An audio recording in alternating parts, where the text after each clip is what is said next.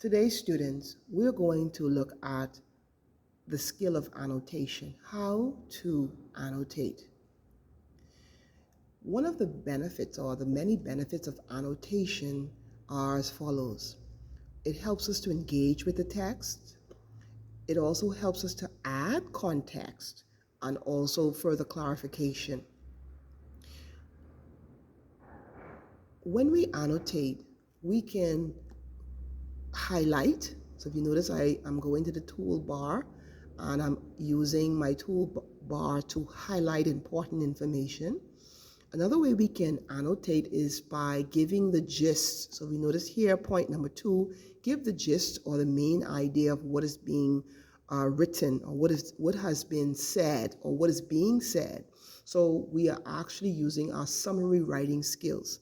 We can also ask questions, okay? So questions also help us to deepen our comprehension.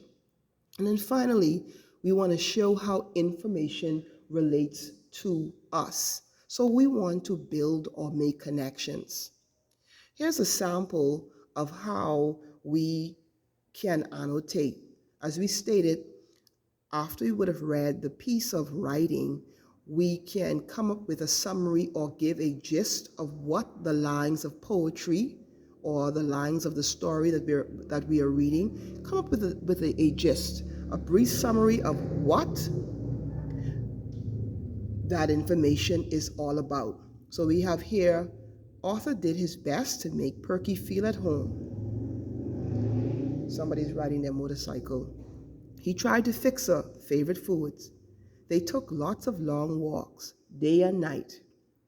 Perky made sure they had the whole sidewalk for themselves. So if we had to sum up these lines of poetry, we might say, Perky does not like brushing, food, or people.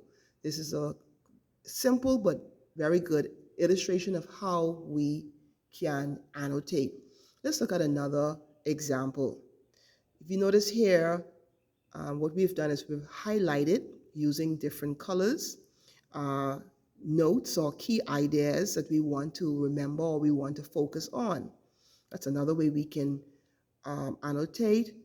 And once again, remember, we're writing questions to things happening in the story. We're going to show how information relates to us. We're going to make notes. So let's look at a final piece. And this piece is taken from the ballad or the bullet, Malcolm X. You know, we are in the month of February, and this is Black History Month. Now, we have here, although I'm still a Muslim, so here's an annotation. Who is a Muslim? So we have a question here that we're using as an annotation. Then we have here, I'm not here tonight to discuss my religion. I'm not here to try and change your religion. I'm not here to argue because it's time for us to submerge our differences. Now, I wrote here as a notation, here's an annotation. We are different, however, he's not interested in what makes us separate.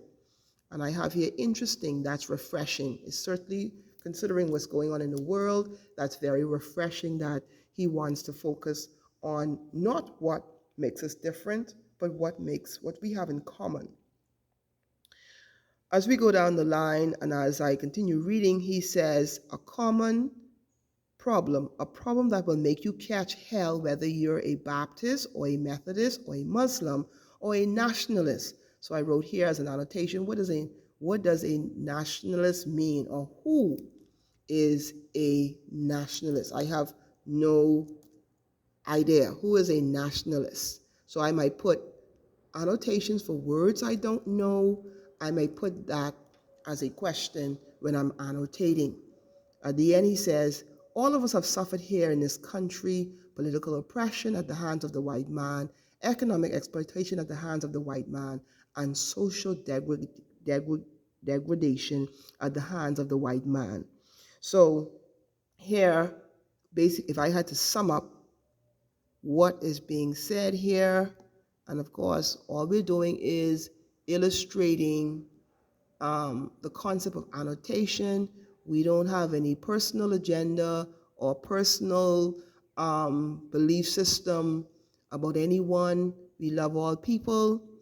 Um, and we have here, despite our difference or beliefs, we all face the same enemy.